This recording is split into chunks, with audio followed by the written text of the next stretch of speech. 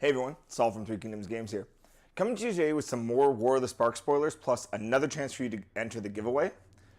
For details on that, you're going to have to stay tuned to the end, like last time. So, first up, we have Tomic Distinguished Advocist.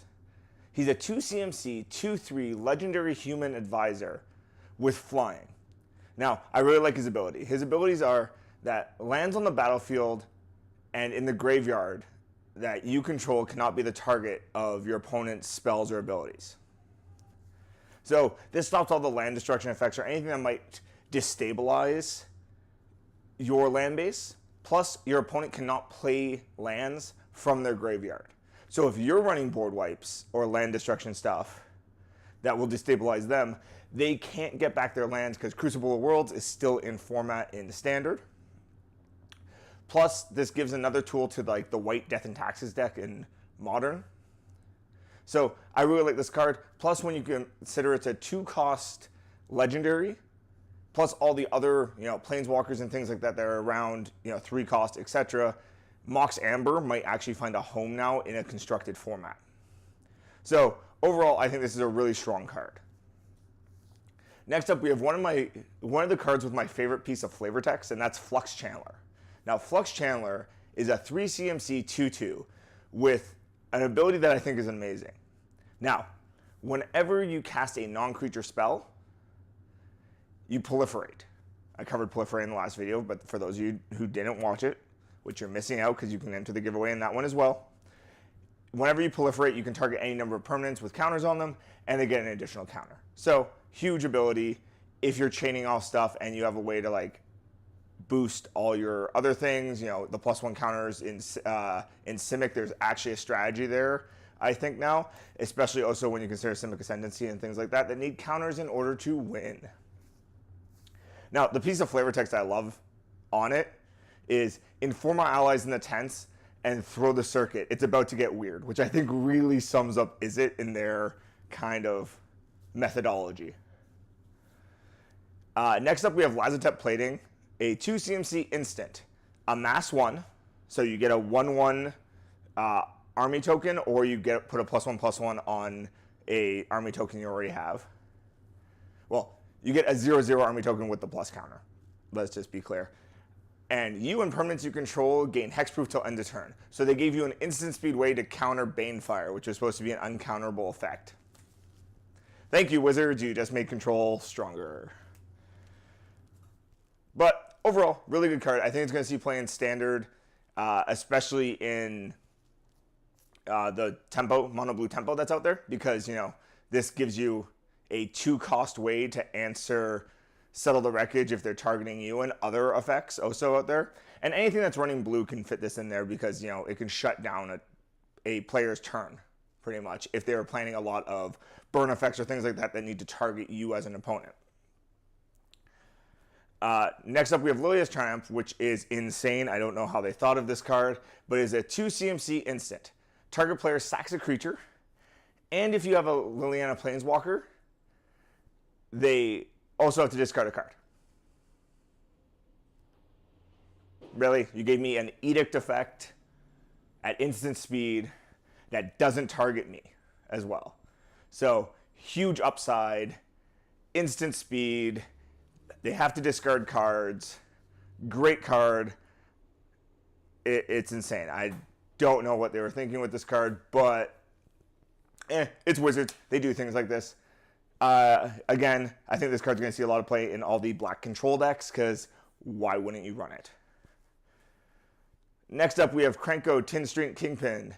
He's a 3 CMC for a 1/2 goblin. When he attacks, he gets a +1/+1 counter, and you create a number of 1/1 goblins equal to his power.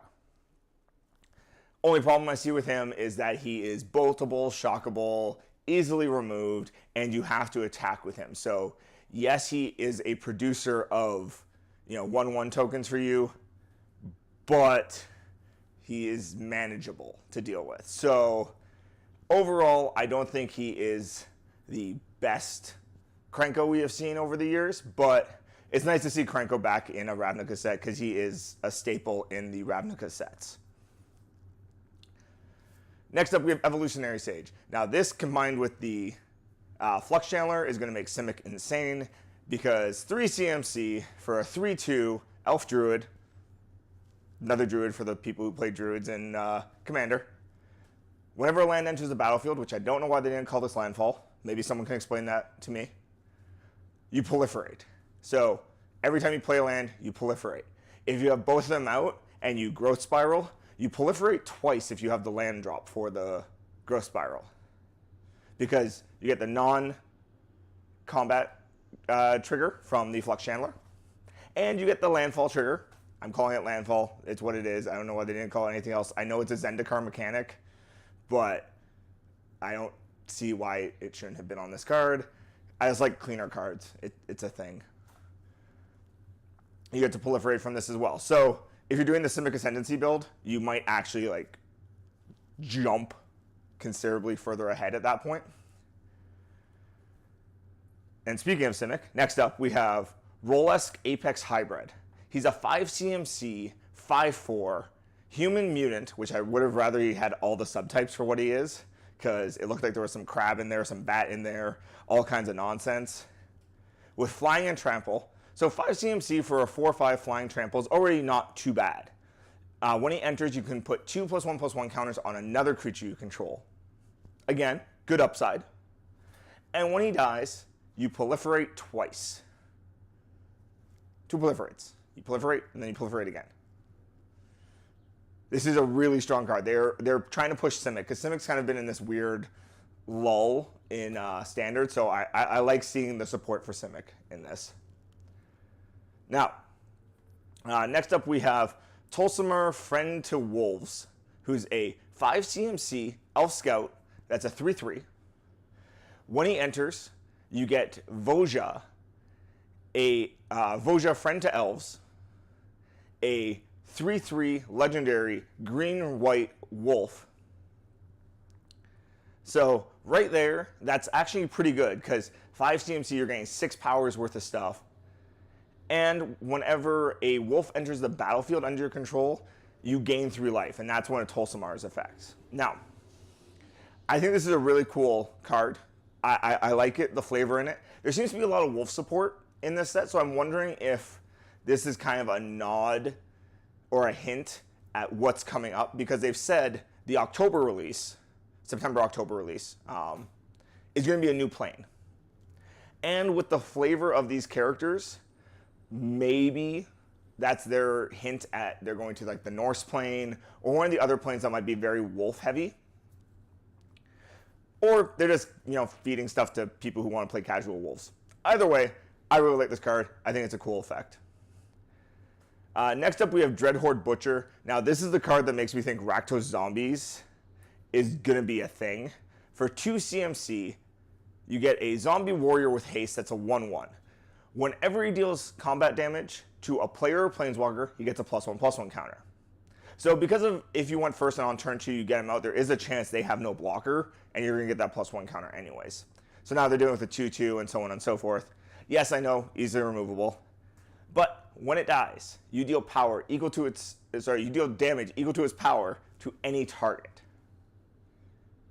That's huge. That means you can potentially do the last point of damage to kill someone, take out a planeswalker, take down an annoying blocker or creature for future turns. Really, really good card overall. Next up, we have Role Reversal. Role Reversal is a 3 CMC sorcery. I love this card. I play Chaos in Commander as well as other formats. And the fact that for 3 CMC, exchange 2 permanents that are the same type. That means, you finally flipped your search for Escanta? Here you go. I'm going to give you one of my mountains because I know you probably can't use it since you're in blue, and I'm going to take your search that just flipped. Or you just dropped, a big planeswalker, and I have like a little uncommon one that's at like 1 loyalty. I'm just going to switch those. Especially if you're going to be in Jeskai, you can match this with the Tezzeret and cast this during their turn, potentially, if you used his abilities so you can cast sorceries at instant speed. Really, really cool card. It's more of a fun card probably than a win con, but it might also help you destabilize other people and steal win con, so probably not a bad sideboard card as a one of. And lastly, we have Bolsa Citadel. It's a 6 CMC artifact. At any time during your turn, or at any time, you can look at the top card of your library. You can choose to cast the top card of your library. If you do, you pay life instead of mana, and you can tap it, sack 10 permanents, and deal 10 damage to each opponent. Now, this is really cool because there's actually a combo in Commander where you can use Sensei's Divining Top, this, and Aether Reservoir, and you can literally draw through your deck, gain however much life you want, and kill the entire table with Aether Reservoir. Really, really cool card. It's going to be busted for combo players. So I was happy to see that, and that is the Draft Weekend promo, by the way. So there you have it. Those are the spoilers for today. Now, for your chance to enter the giveaway, like this video, subscribe to the channel. If you haven't hit the notification icon, hit the notification icon so you don't miss any content when it comes out. Tell me what deck you would build in the new standard. That's what you need to comment. Tell me what deck you would build in the new standard. As always, you can follow us on all major social media. That's in the description box below. You can follow our blogs at threekingdomsgames.com. And you can always drop into store to see what's going on. There's one in Markham and one in Toronto. I'll see you next time.